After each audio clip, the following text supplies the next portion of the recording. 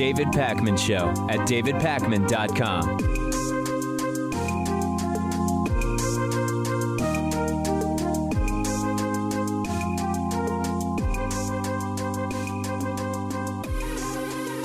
We have a Republican governor here in Massachusetts. I've mentioned him before. His name is Charlie Baker, and he just signed into law a bill giving every resident of Massachusetts the option to vote by mail in the fall and in the primaries leading up to the fall, if indeed that is what we want to do.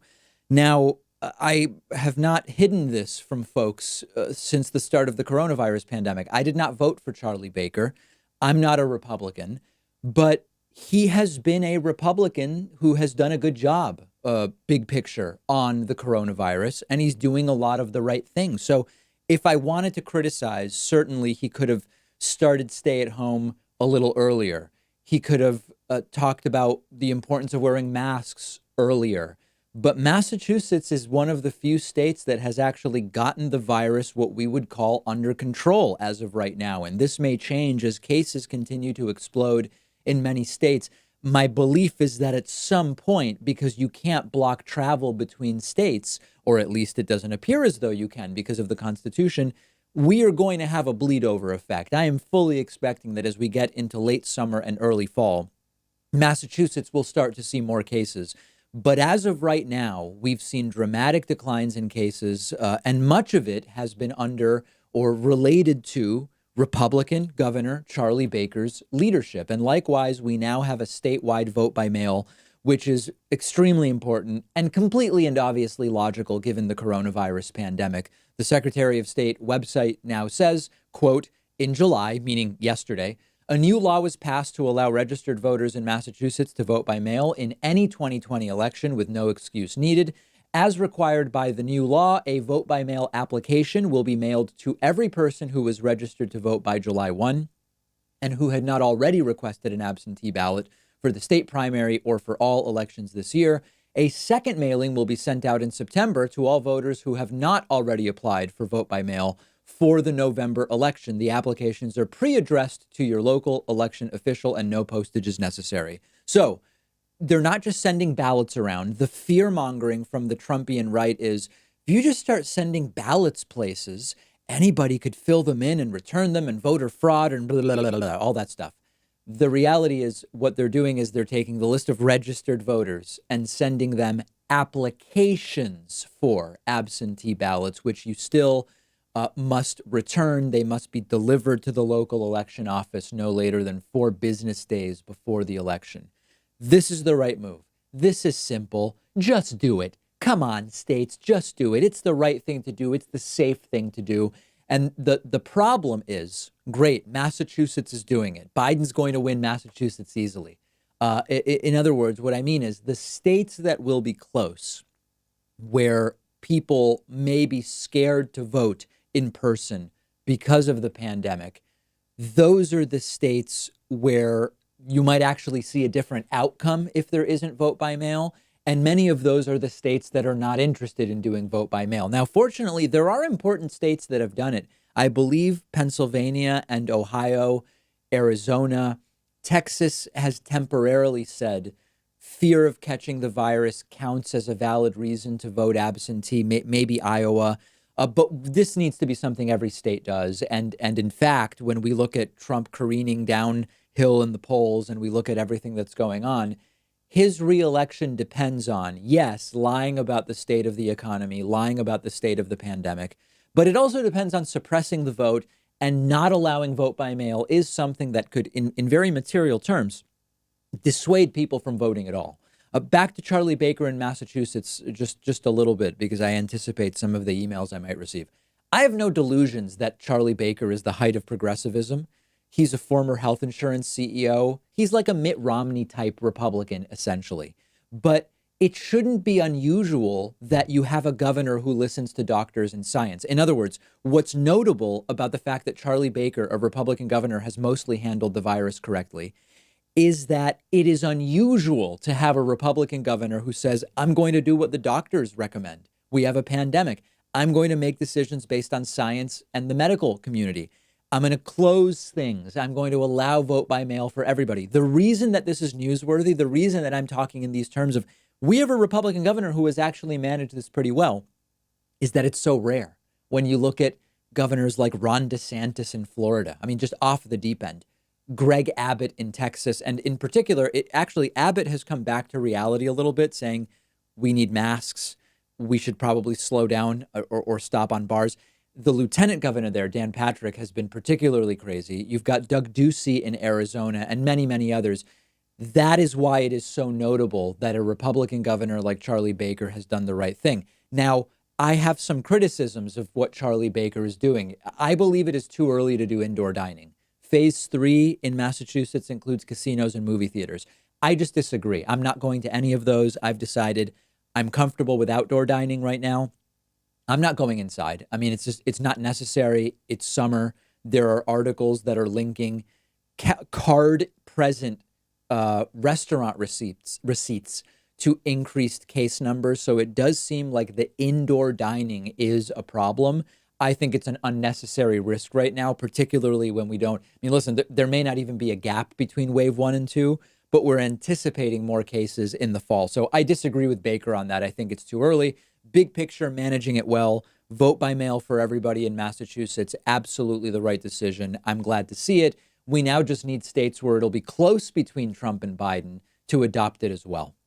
The president and the harebrained people around him are increasingly fear-mongering around the stock market, saying if Biden wins in November, say goodbye to your 401ks. Here's actually a tweet from Donald Trump yesterday where he said, quote, if you want your 401ks and stocks, which are getting close to an all-time high, NASDAQ is already there, to disintegrate and disappear, vote for the radical left do-nothing Democrats and corrupt Joe Biden. Massive tax hikes. They will make you very poor fast. Now, I already dealt yesterday with how the overwhelming majority of Joe Biden's tax increases go to the top 1%. So I don't want to get derailed here, but remember my segment about how populist rhetoric can be used to bamboozle people? Trump ran with populist rhetoric. He's for the middle class and he's against all the oppressive factors that are oppressing the middle class. Joe Biden's going to raise taxes on the very rich, on the top 1%. And populist Trump is now campaigning against it and scaring people about it. Doesn't sound very populist to me, does it? Anyway, that's not what I want to deal with today.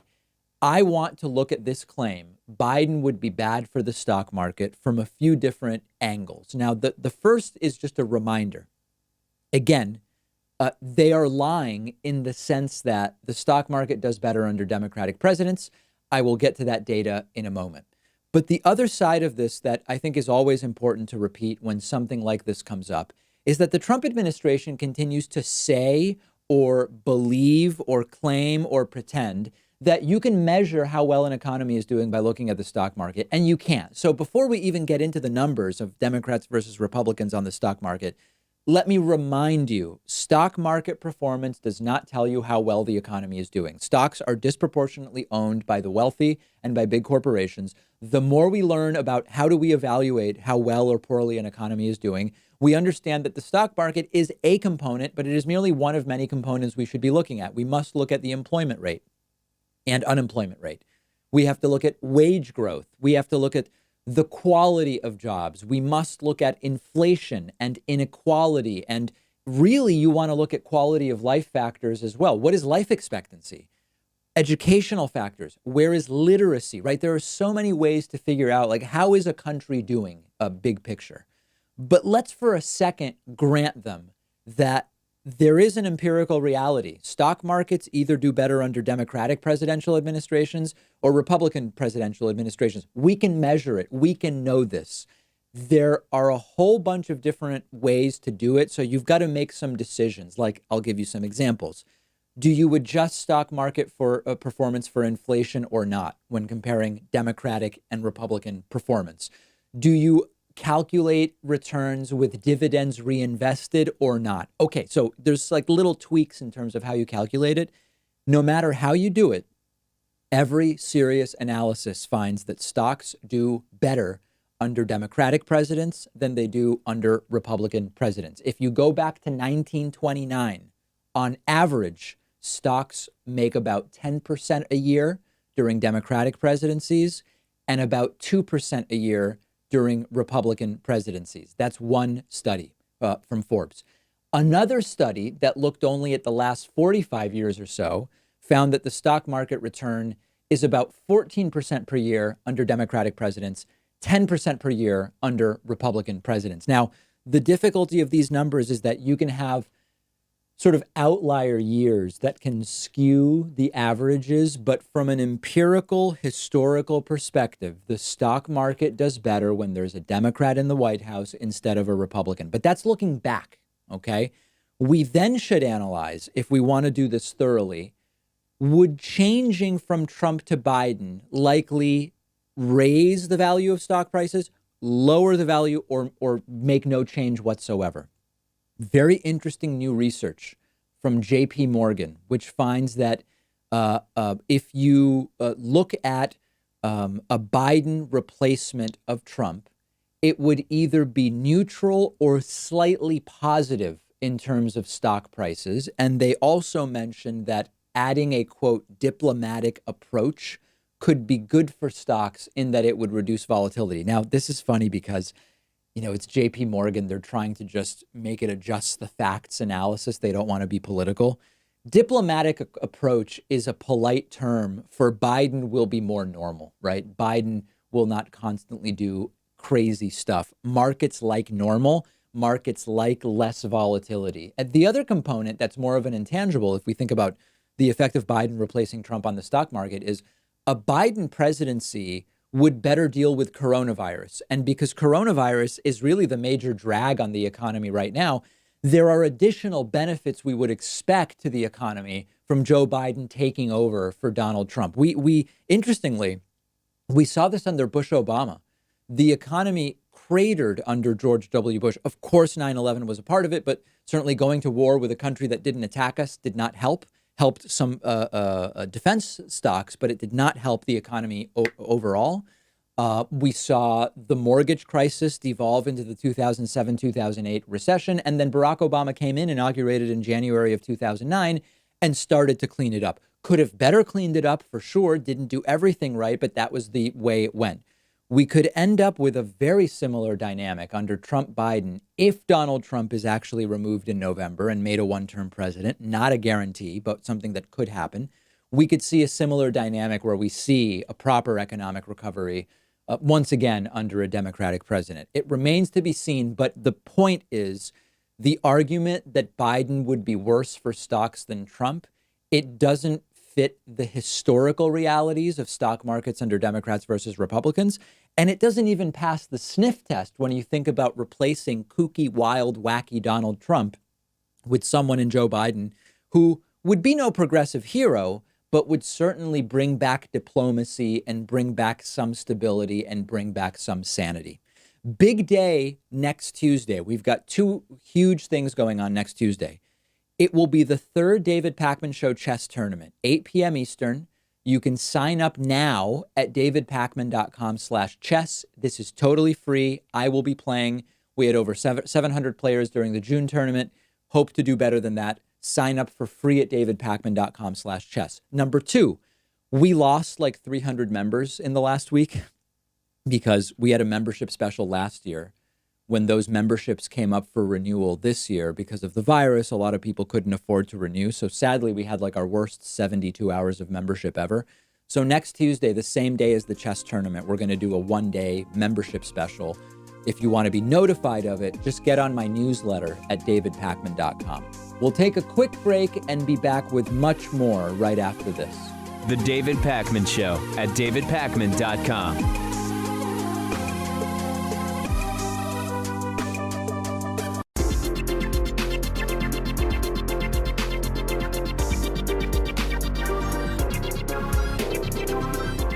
The David Pakman Show at davidpakman.com. Today's new members of the day are Don Cupido and Faye Schofield. Don and Faye, thank you for your support. And a big special thank you to Michael Henderson. Michael's been a member for almost 5 years. Hard to believe. Thank you, Michael. You are today's longtime sustaining member of the day. Grab a membership at joinpacman.com. Quick, easy, and you get the daily award-winning, only awards we give out, but still award-winning bonus show every single day. So months ago, I told you that the White House and Donald Trump are trying to normalize coronavirus deaths so that they're just not notable anymore. Yeah, people are dying. People are dying from coronavirus every day, but we're sort of moving on. And this, it's hard to pinpoint exactly when it started, but certainly it was a very clear decision that was made when Donald Trump wondered aloud about injecting bleach and isopropyl alcohol to treat coronavirus. That was where it was like very clear. These are really doing much more damage, these press briefings, than they are helping anybody in the Trump administration. And so they stopped the daily press briefings, and they essentially considered that they had defeated the invisible enemy, or as Donald Trump often calls it, the invisible scourge. Trump stopped talking about it, talked exclusively about the stock market reopening, how we've won and there's therapeutics and vaccines on the way. We stopped seeing doctors Fauci and Birx on any kind of regular basis, and Trump increasingly distanced himself from the even medical claims that Dr. Fauci would make. And one of the themes of the Trump administration bigger picture has been hypernormalization. And that's exactly what they're trying to do with coronavirus. Hypernormalization is the making normal of things that should not be seen as normal, including the weekly or near daily scandals that we've seen during this administration, the way in which Trump talks to people and uses xenophobic and racist dog whistles and has made fun of and bullied just about everybody. And I've admitted that even for me, because I'm in this stuff and covering this stuff every day, I have to go out of my way to remind myself, even though 20 of these things happened this week, none of them is normal. If any one of these things had happened during Barack Obama's presidency, they would be one-week scandals on Fox News. That gets us to the new reports coming out of the White House. And these are reports from people close to the Trump campaign and the Trump administration. The new goal is, and it's like, of course we knew this, they want to reframe the coronavirus.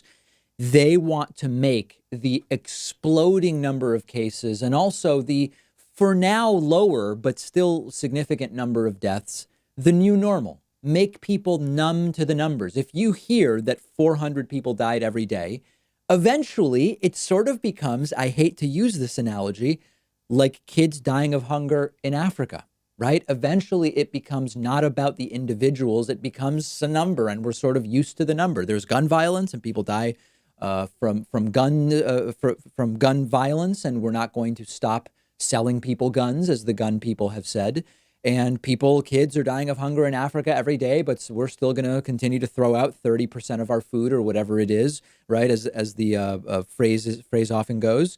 And, 400 people died of coronavirus, but we're essentially numb to it, is the goal from the Trump administration. And there's a reason that Donald Trump talks about it less and less, other than to claim victory, which is his campaign realizes that coronavirus is a loser of a topic for him. This is one of the reasons why his approval rating has imploded. His handling of the virus, the associated economic handling, and recently the reaction to the protests against police brutality. So the focus will continue to be economic recovery, jobs, CEOs, fast food restaurants opening, and make the cases and deaths the new normal. We can live with the virus. Schools should reopen. That's a focus now. There should be professional sports. We'll have a vaccine any day now. Everybody should just keep doing more and more stuff, even if the case numbers keep increasing, even if we're hitting weekly new case records week in and week out. And if we end up with an escalating death toll that some expect in the next month, I'm going to have a bigger report tomorrow about the increase in cases without yet an increase in deaths, but we may still get that in the next month. Hopefully we won't. But the Trump administration idea is, if we stop talking about it, if we stop highlighting it, maybe Trump's base will at least move on, and maybe the media will start to move on. The idea is the public will accept 50,000 cases a day, maybe even 100,000 cases a day if the numbers go in that direction. because eventually there will be a vaccine and a treatment. People will become numb to the numbers, and we've got to keep the economy open. So my message to you is we can't let them make that the story, right? Trump has failed hugely on the virus. They are doing this. They're trying to normalize the rapid spread of the virus because they recognize that the virus could be what removes Donald Trump from office in the November election. Trump's approval rating on dealing with coronavirus is in the toilet. Voters overwhelmingly prefer Joe Biden to Trump in terms of who would Biden better deal with coronavirus than Trump has. If we could identify the one moment where it really went bad, I keep going back to, what about if we hit the body with isopropyl alcohol and bleach? And then from there, it's been very much downhill. And if the numbers don't turn around, the only choice they have is let's normalize it. Let's make people numb to it. Let's make believe that this is just normal. And notice that we talk about that phrase, an ounce of prevention is cheaper than a pound of cure. Simply dealing with the virus properly from day one would have been both much simpler and much less costly in terms of money and lives than now trying to lie to people to get them to vote for you. We would have saved lives. We would have almost seen a guaranteed Trump reelection if Trump had handled it well. If Trump had actually dealt with coronavirus starting on January 20th, remember, South Korea got their first case on January 20th. So did we. Maybe because of the time difference, it was the 19th and the 20th, but within hours of each other, South Korea and the U.S. got our first cases. The U.S. had low testing and high spread, whereas South Korea immediately developed a test, contact traced, isolated people.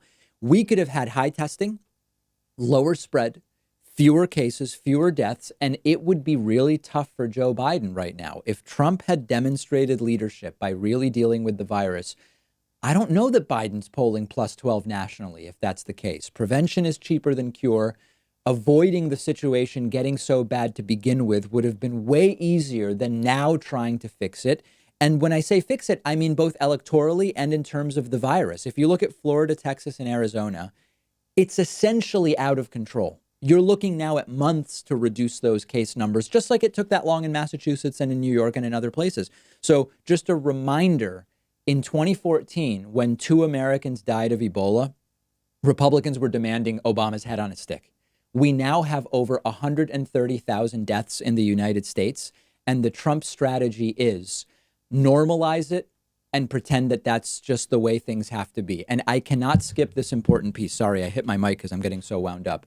This goes back to the failures of the educational system in the U.S. and the cultural failures as well, especially among the right, when it comes to anti-intellectualism. If you know even a little bit more about medicine, science, statistics, critical thinking, epistemology, media literacy, a ton of the disinformation that spreads about the virus would never spread. Some of it would, but a lot less of it would spread. If you are slightly more educated, you don't fall for record job creation in June, 4.8 million jobs. If you're slightly more educated, you realize, wait a second, we lost 47 million jobs.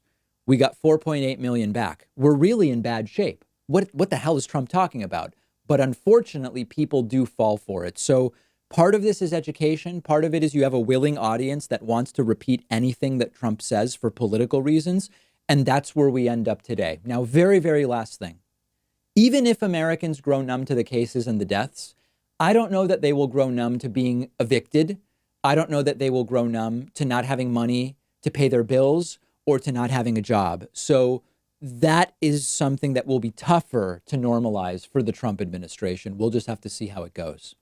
This is a hilarious and sad and tragic and completely predictable story all at once. Fox News removed Donald Trump from a picture with Jeffrey Epstein and Ghislaine Maxwell. Now, Ghislaine Maxwell, just because I mentioned their names, this video will be demonetized, but it's an important story.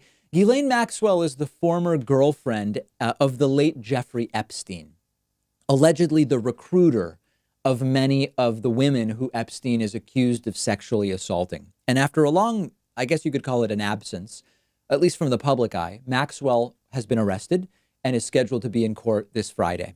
Now, Donald Trump is very connected to Jeffrey Epstein. We have countless pictures of them together. There's the video of Trump and Epstein sort of evaluating young women who were dancing at a party during the 1990s.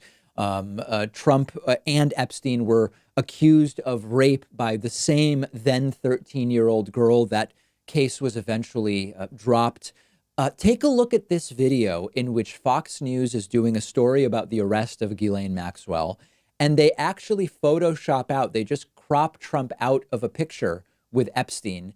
And just a disclaimer, this is very visual, so if you're just listening, you're only going to hear what they are saying. But what you will see on screen is Melania Trump, then Nouse, I believe, before she was married, Ghislaine Maxwell, Epstein, and then there's just somebody who's been cropped out, and that's Donald Trump. Take a look at this. Against Maxwell, which one are you focused on most, and how does the timeline of all three play out? Well, thank you for having me. And that's a very, we call that a compound question. There's a lot going on in that question to kind of decompress. But yeah, I would say that all three of those things there are three different areas that we're all looking at. Obviously, we have the civil case against Epstein, the criminal case against Miss Maxwell. Now, if you look at the original picture, which is widely available, of course, you see the four of them. It's Trump along with Melania and Jeffrey Epstein and Ghislaine Maxwell. So clearly, this is an attempt to rewrite history and remove the friendship of Trump and Epstein, right? Well, Fox says it was just an innocent mistake. Didn't mean to, just an accident. Check this out. They put out a quote saying, on Sunday, July 5, a report on Ghislaine Maxwell during Fox News Channel's America's News headquarters mistakenly eliminated President Donald Trump from a photo alongside Melania, Epstein, and Maxwell. We regret the error. It was just a coincidence, right? They mistakenly cropped exactly Donald Trump out of that picture. How do you mistakenly edit someone out of a picture and not notice that the person you happen to edit out is the president of the United States right now? And one thing that's actually a little weird to me is that Fox used that picture to begin with. Why even use that one? Because there's plenty of stock photos all over the place of Epstein with Ghislaine Maxwell. And someone emailed me an interesting hypothesis, which is, you know why they did this, David? They picked a picture that Trump was in but cropped him out to intimidate Trump. Trump's been going hard at Fox News lately, saying that they're falling, that you got to watch Newsmax and OAN. Fox is bad now. Fox is sending Trump a message.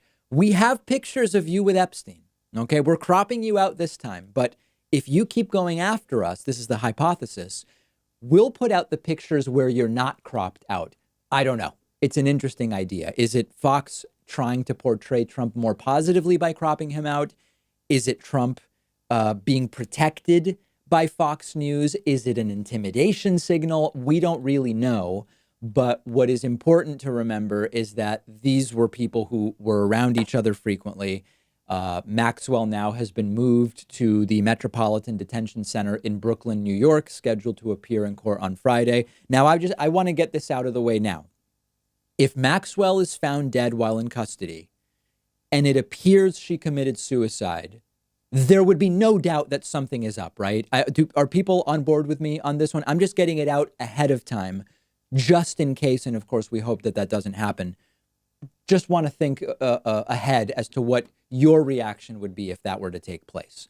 We'll have continued coverage of Cropgate on our Instagram page at David Pakman Show. And if you want something lighter, there is a full tour of my backyard urban garden on my Instagram page right now at david.pakman. The David Pakman Show at davidpakman.com.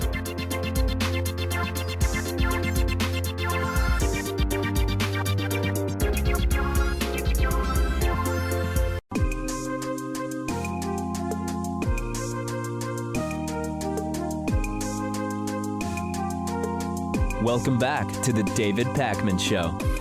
It's great to welcome to the program today Daniel Markovits, who's a professor of law at the Yale Law School and also author of the book The Meritocracy Trap: How America's Foundational Myth Feeds Inequality, Dismantles the Middle Class, and Devours the Elite. Daniel, so great to have you on today. It's a real pleasure to be here. Thank you for doing this. So maybe just to start with, let's start with what maybe is the top line story that's often told, which is the great thing about America is that it's a meritocracy. Everybody has a chance at making it if they are whatever enough, committed enough, if they want it enough, regardless of background or economic status, etc. How can we evaluate the truth or falsity of that sort of top line story? Yeah, great. So what you've done is you've identified what makes meritocracy so attractive. It seems like it gives everybody a fair shot at success if they just have the hard work and talent.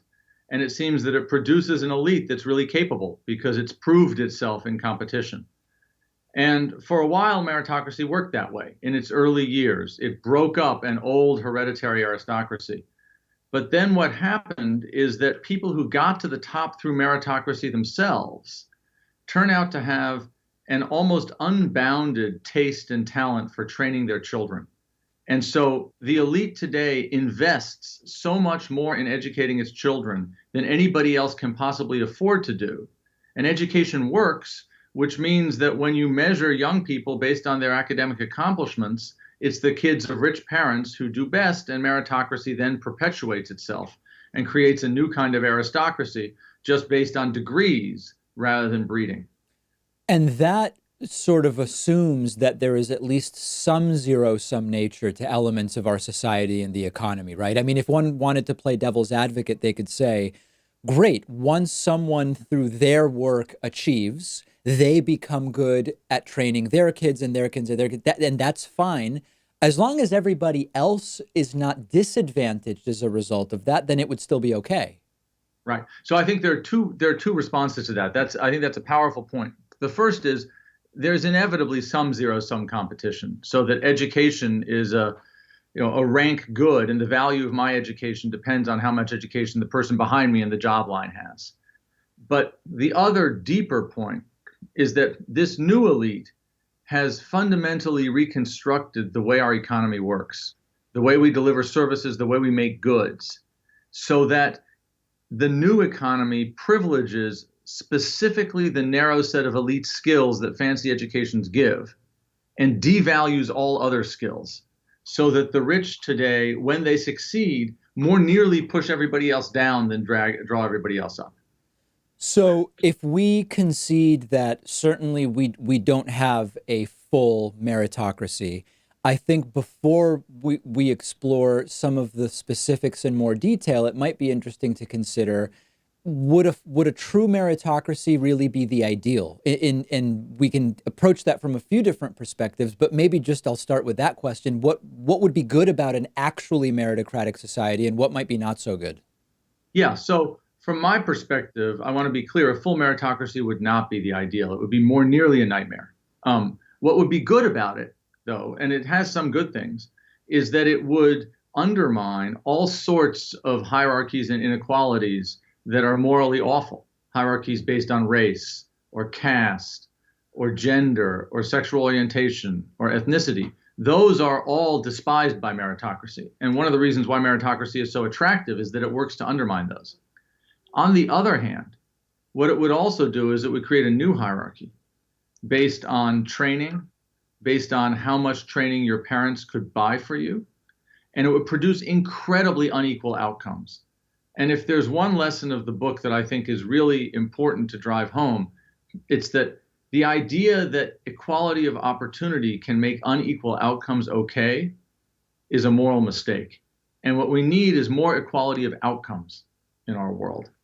Can you say more about that? Because it might, I mean, we have, even though my audience is mostly on the left, I think that there's probably a range of opinions in terms of the degree to which equality of opportunity would be the goal versus equality of outcome. Can you talk a little bit more about, because equality of outcome can mean a lot of different things, and maybe as to contextualize it, one of the things that seems immutable in humanity is that there is rarely exact distribution in any field or venture that mirrors the makeup of society, whether it's in terms of gender, race, age, whatever, right? So if we start with that reality, equality of outcome can sound pretty scary in some ways. Yeah, sure. And it's also important to say, I'm not, and I don't think anybody serious is, in favor of absolute equality of outcome. You know, the way in which, like, Procrustes used to chop people off if they were too long for the bed he stuck them in.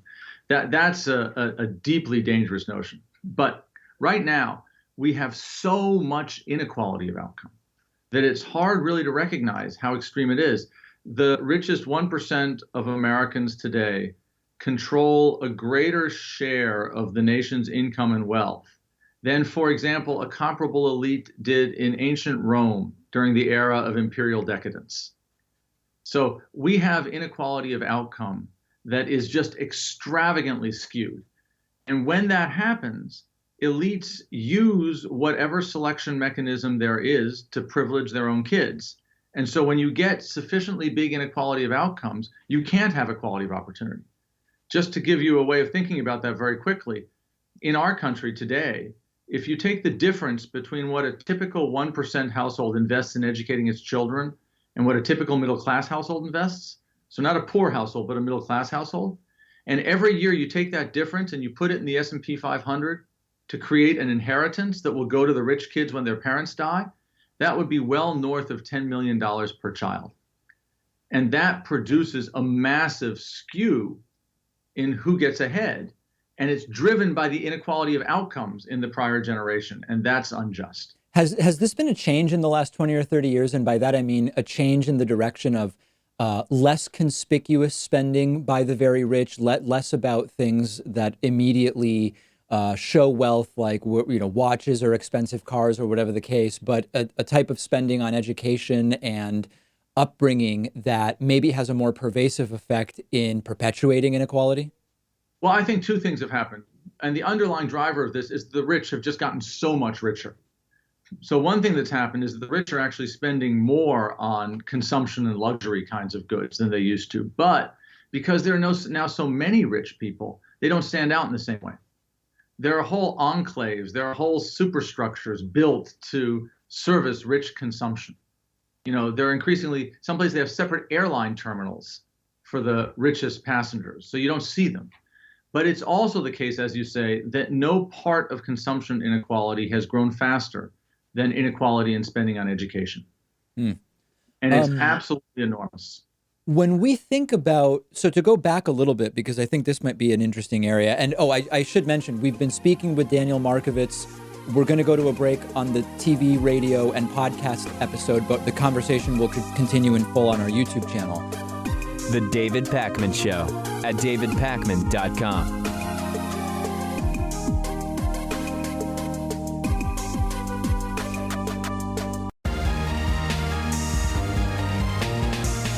The David Pakman Show at davidpakman.com.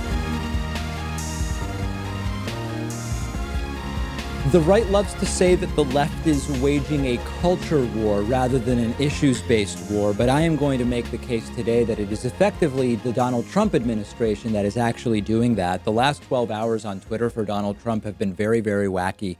He will not or cannot stop lying. He seemed to defend the Confederate flag. He tweeted more racism, including referring to Indian Elizabeth Warren. And the context of all of this is Trump's approval is down to 38%. Trump is losing by an average of 7 in Michigan, losing by 6 in Wisconsin and Pennsylvania, losing by 5 in Florida, losing by 3 in Arizona, and he's just falling apart visibly, publicly, and embarrassingly. And we're going to go through just a couple of these elements and then circle back to the culture war component.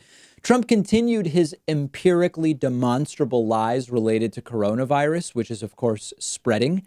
As I told you yesterday, we are seeing pretty dramatic approval cratering for Trump in the most affected counties by coronavirus. Trump tweeting, quote, "Why does the lamestream fake news media refuse to say that China virus deaths are down 39% and that we now have the lowest fatality mortality rate in the world? They just can't stand that we are doing so well for our capital C country." Now, this is just not true about the mortality rate. We have the 9th highest per capita death rate in the world out of more than 200 countries and territories. 9th highest.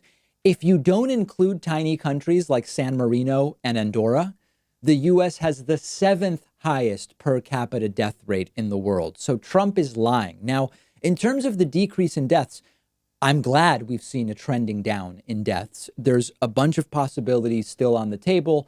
The deaths haven't happened because of a lag time. They would start this week, presumably. We already saw yesterday Texas tie their record high for single-day deaths. Could be a less deadly strain. That's a possibility, although we don't actually have evidence for that yet. There could be states that are lying about the death toll. Could be younger folks lately getting the virus who are less likely to die.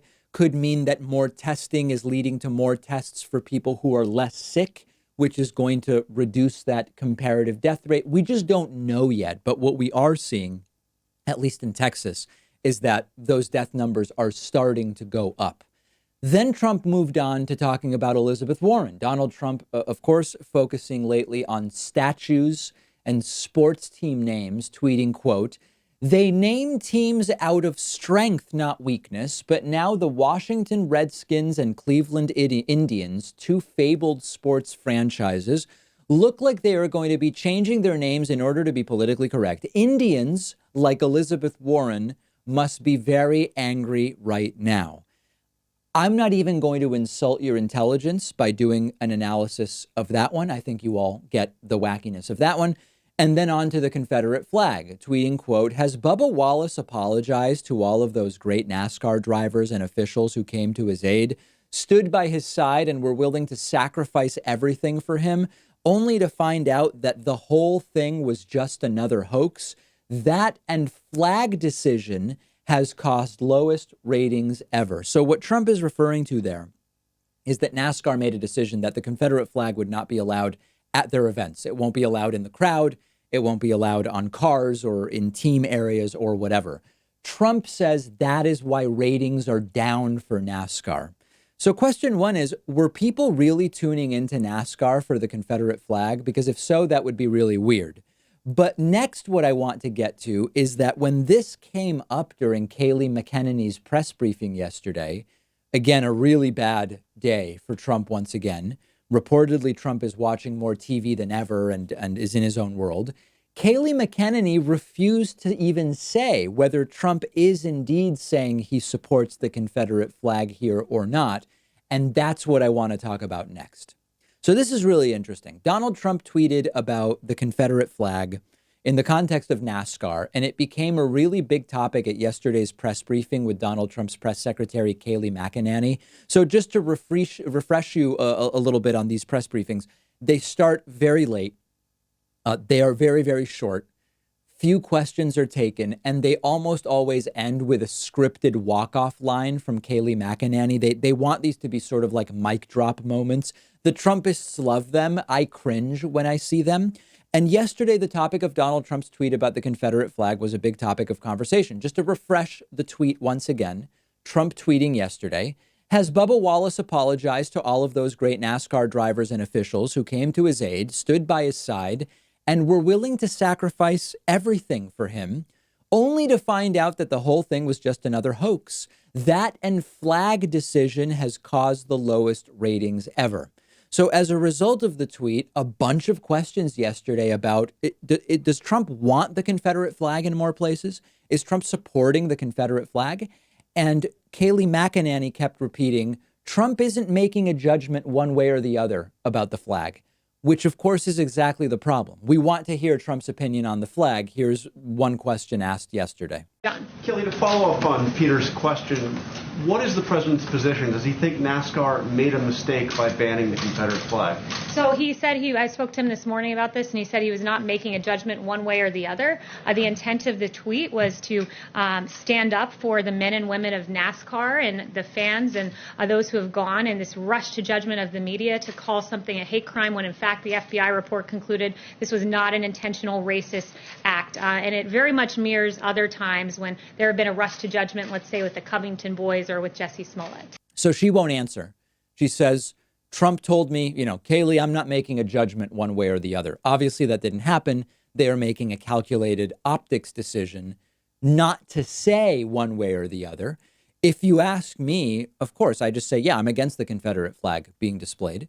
Jonathan Karl from ABC News tries a second time to get an answer about the flag because Kayleigh continues to try to obfuscate and talk about other things. Didn't go much better. But let's drill down on the Confederate flag. Does he think it was a mistake for NASCAR to ban it? The president said he wasn't making a judgment one way or the other. You're focusing on one word at the very bottom of a tweet that's completely taken out of context and neglecting the complete rush to judgment on this. Ratings are down because they banned the flag? That's what he said. The president was noting the fact that in aggregate, this notion that NASCAR men and women who have gone and who are being demeaned and called racist and being accused in some venues of committing a hate crime against an individual, those allegations were just dead wrong. So again, she won't answer, and she insists Trump is not judging the Confederate flag one way or the other. Well, that's the problem, Kayleigh. What we're trying to do is figure out what is Trump's position on the Confederate flag. Is Trump actually so desperate for the racist vote that he's afraid to denounce the Confederate flag or play coy, at least with it? The answer appears to be yes. Now, just for reference, this is really interesting for two reasons. I found a video of Trump 5 years ago talking about the Confederate flag, Confederate monuments. The video is fascinating for two reasons. Number one, Trump very clearly says it should be taken down and put in a museum. He just says it very clearly, unequivocally. The other thing that's interesting is Trump sounds far more articulate and coherent. Take a look at the video. You're the lone Republican presidential candidate who has yet to weigh in on whether or not you think the Confederate flag should be flying above the State House in South Carolina. Do you think it needs to go? I think it probably does, and I think they should put it in the museum, let it go, respect whatever it is that you have to respect because it was a point in time, and put it in a museum. But I would take it down, yes. So that is not a Donald Trump who still exists. Number one, that Donald Trump doesn't exist, and that Trump is no longer willing to say it should just be put away in a museum. It doesn't have a place out in public, the Confederate flag. Trump is also not nearly as lucid and coherent as he was 5 years ago. So Kayleigh McEnany now can't say this. They realize, I guess, that they need the racist Confederate vote. But more importantly, I want to mention this culture war component. Here's for me the really important takeaway from this. The right loves to accuse the left of fighting a culture war. It's Trump who has lost on every substantive policy issue and now has been relegated to making the issues of the last 2 weeks statues and monuments, Confederate ones, Confederate flags, sports team names, NASCAR, and claiming that he's fighting radical anarchist Marxists who, of course, don't exist. That's the hill apparently they're choosing to not necessarily die on, but to plant a flag on, to use the metaphor. And that is the culture war, right? I mean, we on the left are talking about coronavirus, science, medical policy, public health, the economy, tax plans, the failures of our healthcare system, foreign policy. They are the ones making it about this. Now, I know you can say, well, but there are people on the left who are trying to take down the monuments. Okay, that is not the big issue on the left. It has been almost exclusively the issue of Trump for the last 10 days.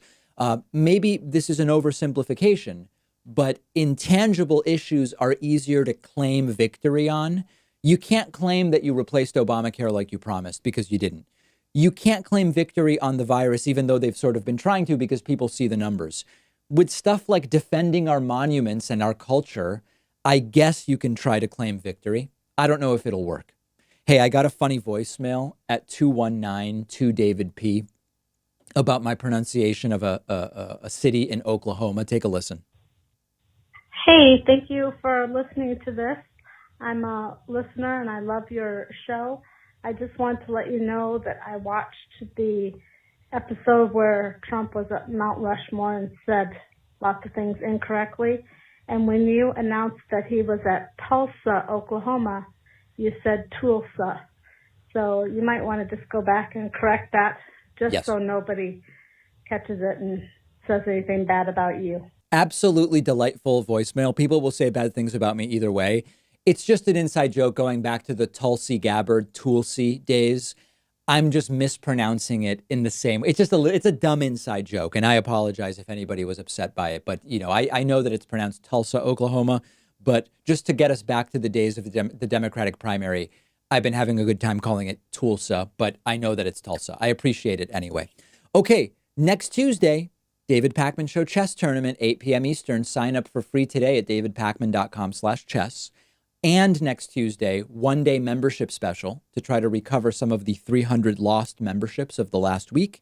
Get notified about both the chess tournament and the membership special by getting on our newsletter at davidpakman.com. I'll see you on the bonus show, which our existing members, of course, already have access to.